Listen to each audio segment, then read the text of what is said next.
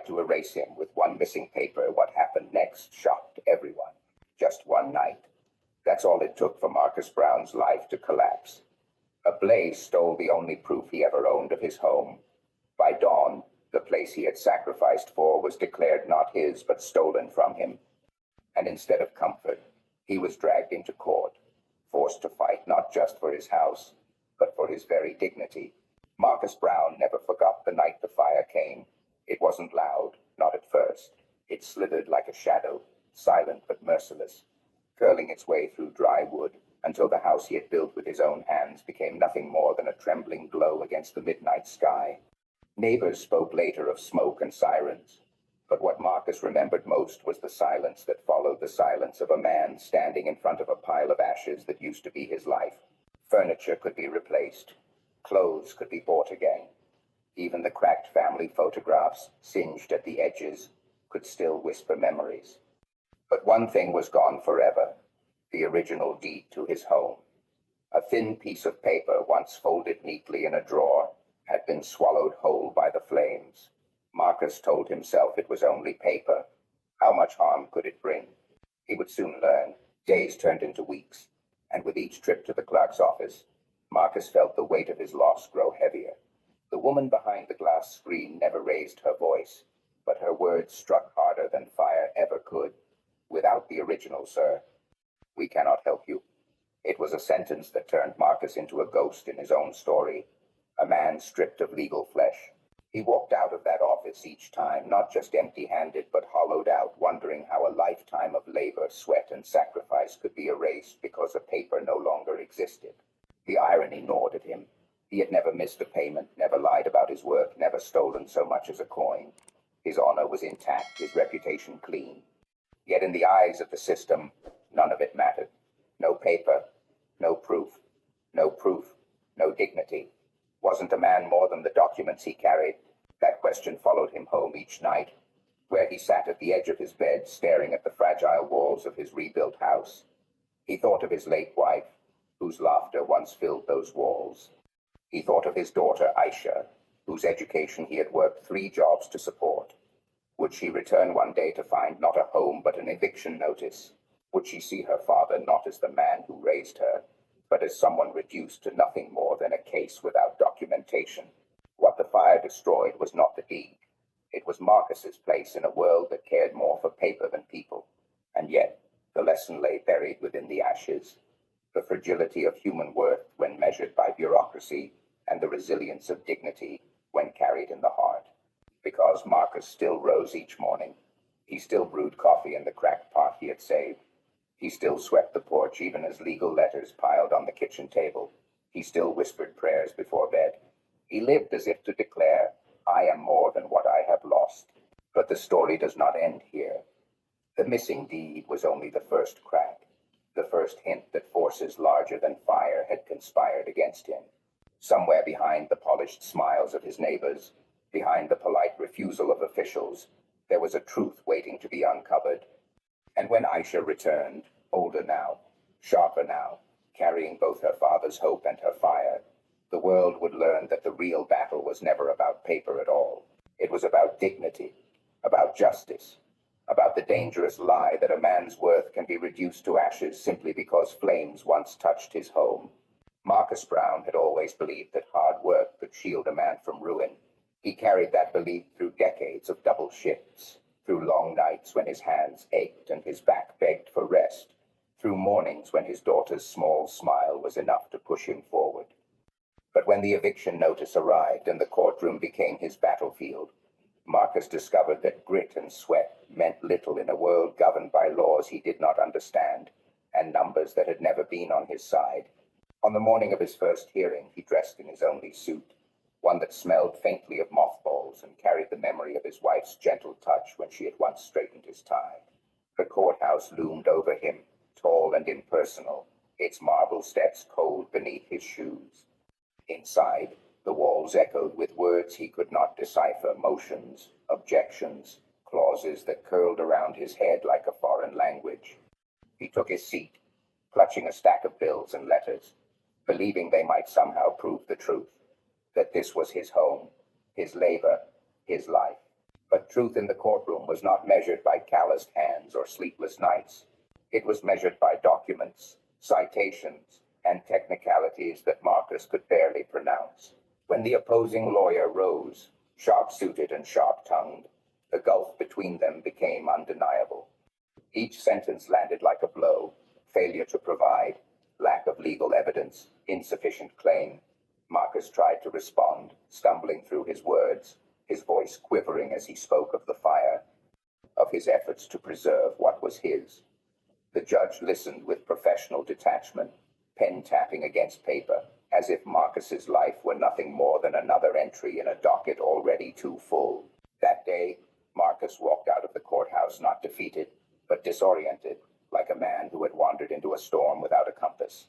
He realized then that he had entered a world where survival depended not on honesty or effort, but on knowledge he had never been allowed to acquire. The law, which was supposed to serve justice, became a labyrinth, and without a guide, he was destined to be lost within its walls. Yet Marcus's struggle reveals more than one man's misfortune. It forces us to confront a brutal truth. Society often measures human worth by the ability to navigate systems designed by those with power, education, and wealth. A man who can build a house with his bare hands may still be branded a failure if he cannot afford a lawyer to defend that house. A father who sacrifices everything for his child's education may still be silenced by technicalities he cannot untangle. And so, dignity becomes entangled with privilege, leaving those without means to appear undeserving, even when they have given everything. Still, the story does not settle into despair, because Marcus was not a man to surrender easily. Each night, he spread out borrowed books across the kitchen table, squinting beneath the weak light of a single bulb, tracing words with a trembling finger.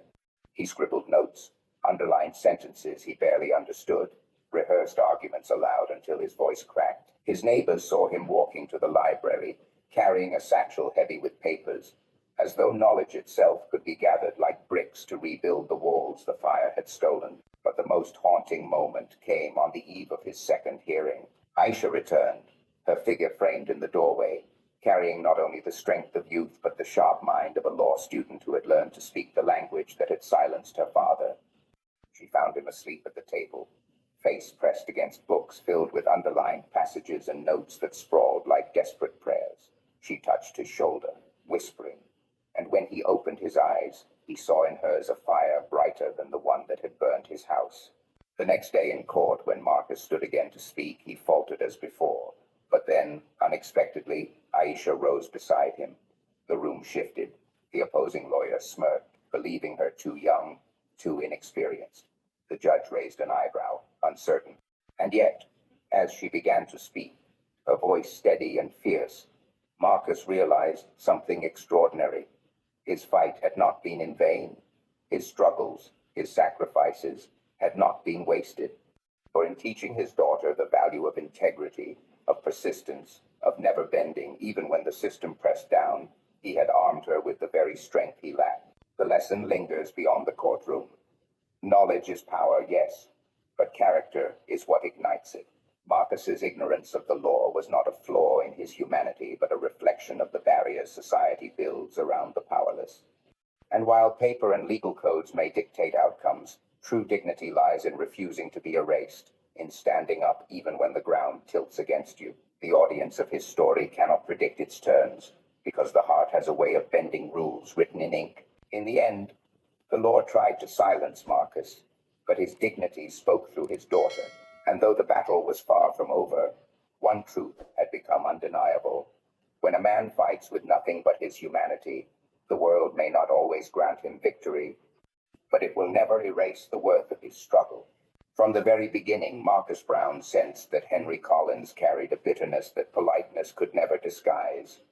The man next door smiled when others were watching, but his eyes told another story. They narrowed each time Marcus repaired his fence, lingered too long on the garden Aisha had planted with her small hands, and hardened whenever Marcus walked with pride across the porch of the home he had built. It was not the house itself that Henry despised. It was the audacity of a black man daring to hold on to something of his own, something that could not be bought or borrowed, something rooted in dignity. For years, Marcus chose silence. He believed that decency was its own defense, that by minding his work and teaching Aisha to answer hatred with grace, he could disarm the malice that hung in the air. But silence has its limits, and prejudice has patience. When the fire came and devoured the fragile proof of ownership, Henry's opportunity arrived like a shadow stepping into daylight. He did not raise his voice or throw insults. He did not need to. Power often whispers rather than shouts. It began with papers disappearing. Records Marcus swore he had submitted years earlier. They were suddenly gone, replaced by blank spaces where his claim should have been. Officials who once spoke warmly now avoided his gaze. Their words clipped, their shoulders tight. Somewhere behind their hesitations, Marcus could feel Henry's hand at work. And yet the cruelty lay in how invisible it all seemed. There was no open declaration, no blunt attack, only a quiet reshaping of reality until Marcus began to question himself. Had he filed those documents? Did he remember correctly? Doubt itself became another weapon in Henry's arsenal. One evening, Marcus stepped outside to find Henry waiting by the fence. The light was fading, the horizon painted in rust and violet, and in that half-darkness, Henry's figure seemed both casual and calculated. "Tough break," he murmured, as if the fire had been nothing more than bad luck. "You know, Marcus, these things happen. Courts don't look kindly on missing deeds. Maybe it's time to think practically, sell the place before it's too late." His words were smooth, even sympathetic, but Marcus heard the triumph woven beneath. It was not advice, it was a net being cast. The temptation to answer with anger pressed against Marcus's chest, but he swallowed it. He knew the trap. To rage would only feed the stereotype Henry quietly thrived upon. Instead, he stood tall, meeting his neighbor's eyes with a silence of his own. Dignity was the only weapon left to him, and he wielded it without raising his voice. Yet, inside, he felt the sting of a truth too sharp to ignore. Henry was no longer just a neighbor coveting land. He was a man using prejudice as a lever, pressing it into the gears of a system already tilted in his favor. What makes this story gripping is not that Henry hated openly, but that he cloaked his malice in civility. He did not call Marcus unworthy. He arranged circumstances so others would assume it. He did not need to accuse. He made the evidence vanish until the burden of proof buried Marcus alive. It is this subtler cruelty that forces us to confront how racism often hides in plain sight, how it thrives not only in insults but in institutions, not only in raised fists but in missing files. And yet, Henry miscalculated one thing. He believed Marcus's silence was a weakness. He forgot that silence can also be endurance, that dignity bends but does not break. When Aisha returned, her eyes sharp with fire, and her hands carrying documents stitched from fragments Henry had tried to bury, the balance began to shift. She saw clearly what her father had only felt, that this was no accident of paperwork, but a conspiracy dressed as coincidence, prejudice hiding behind procedure. The courtroom became the stage where masks would fall. Henry, smug in his authority, thought the story already written, but Aisha's presence rewrote the script. For every missing file, she uncovered a witness. For every silence, she found a voice. For every shadow Henry cast, she brought a shard of light. And in that light, the lesson grew undeniable.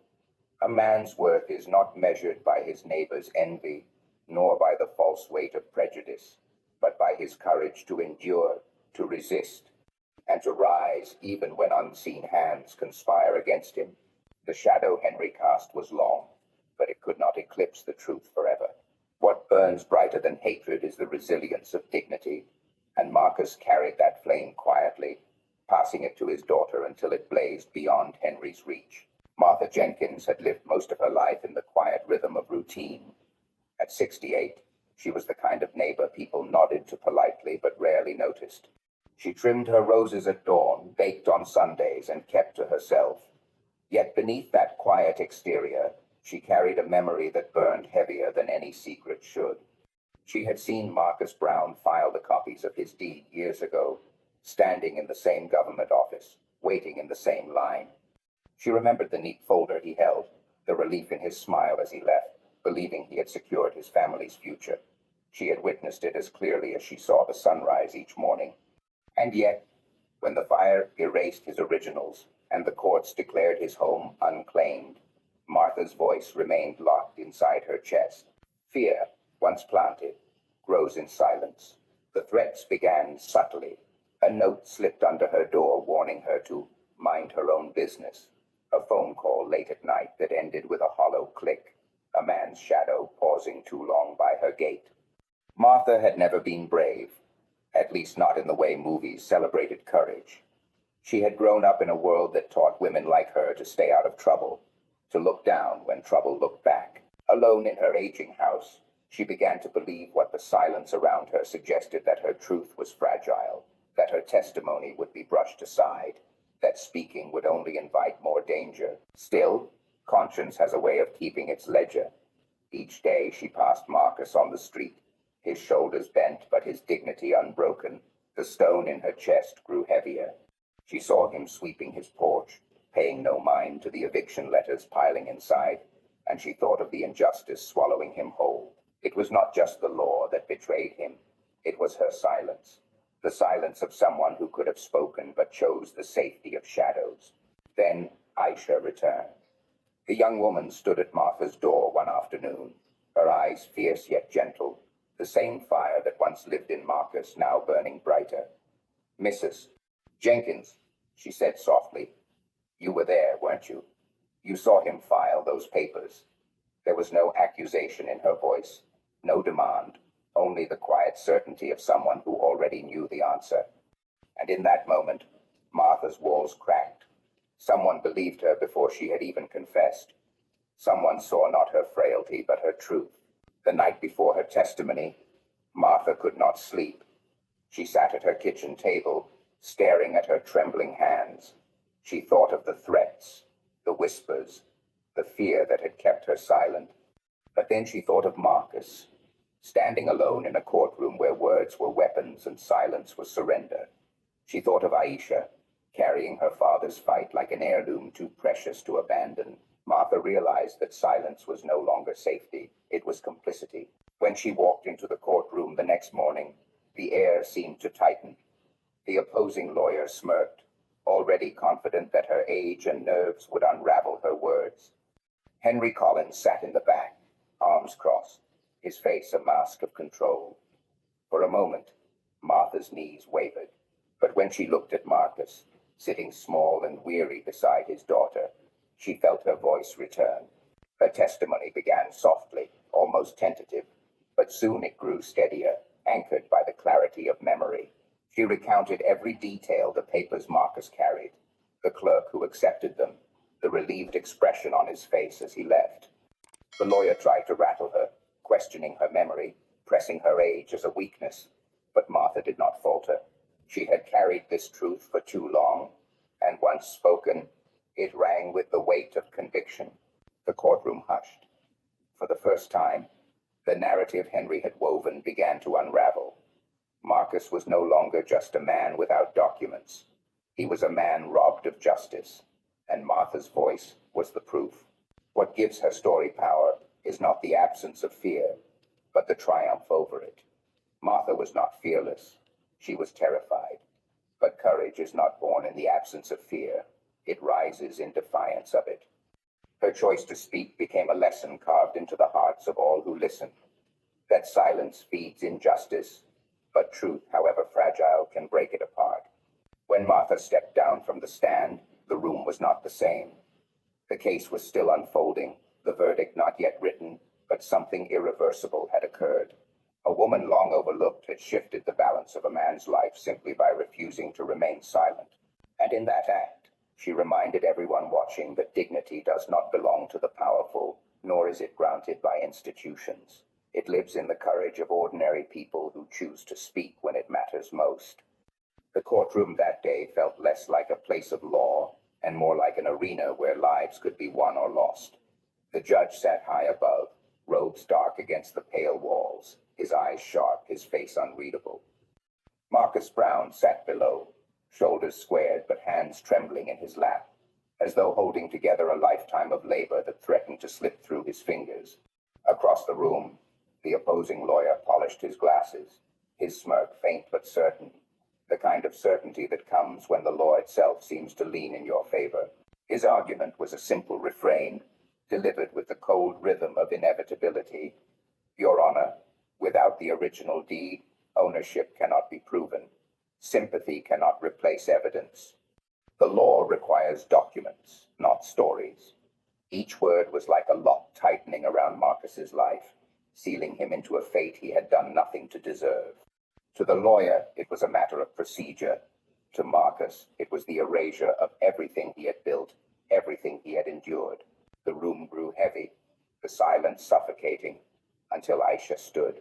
Her voice cut through like a blade, not with volume but with clarity. A voice that carried both the fire of youth and the wisdom inherited from a father who had never surrendered to hardship. She did not argue against the importance of the law.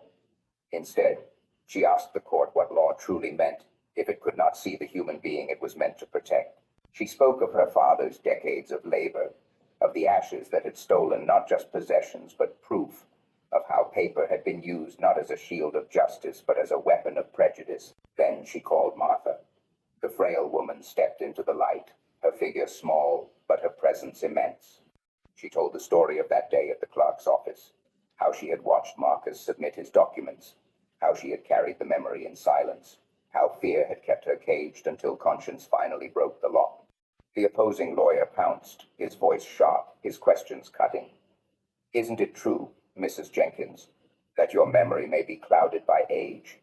Isn't it possible you are mistaken? But Martha did not flinch. Her eyes, lined by years of sorrow and quiet strength, fixed on him with the steel of truth. I know what I saw, she said, her voice steady, and I will not let it be buried. The tension was unbearable.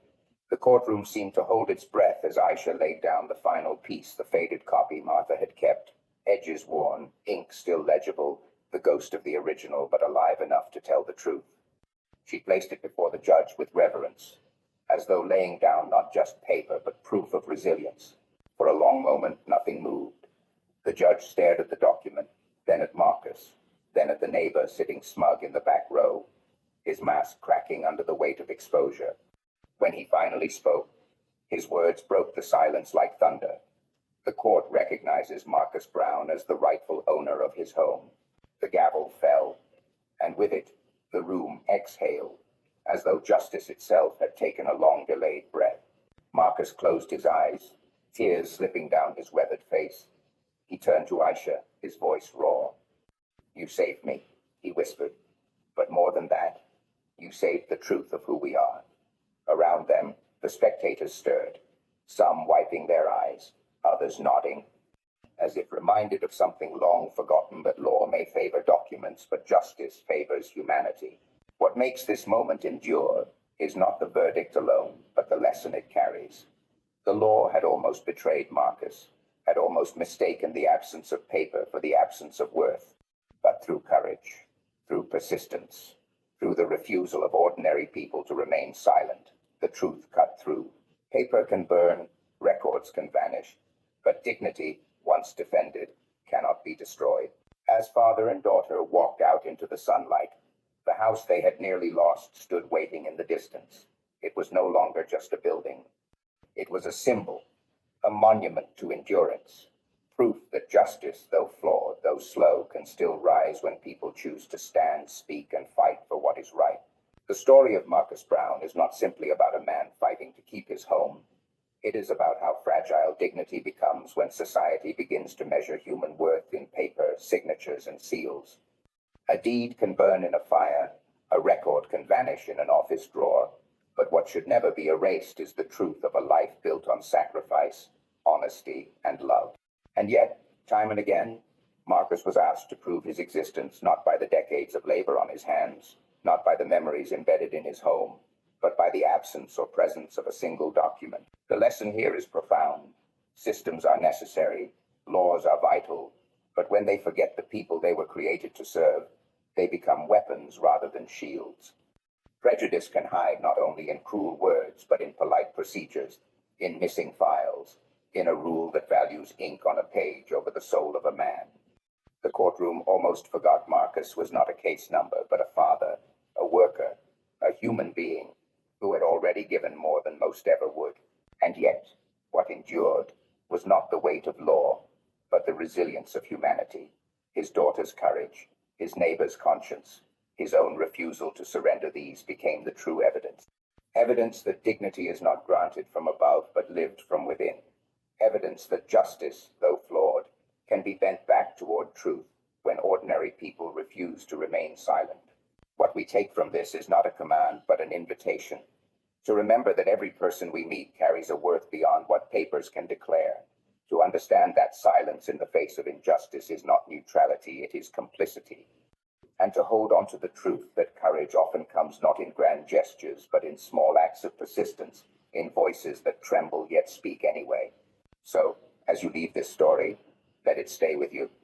Let it remind you that your worth and the worth of those around you is never written on fragile paper, but on the choices made when no one is watching. Let it call you, gently but firmly, to see dignity where others overlook it, to defend truth even when it quivers, to remember that justice only breathes when humanity is honored. If this reflection resonates with you, share your thoughts with us in the comments. Join us by subscribing to our channel, where more stories like this unfold, stories that do not just entertain, but stir something deeper, something that asks us to see ourselves and each other more clearly.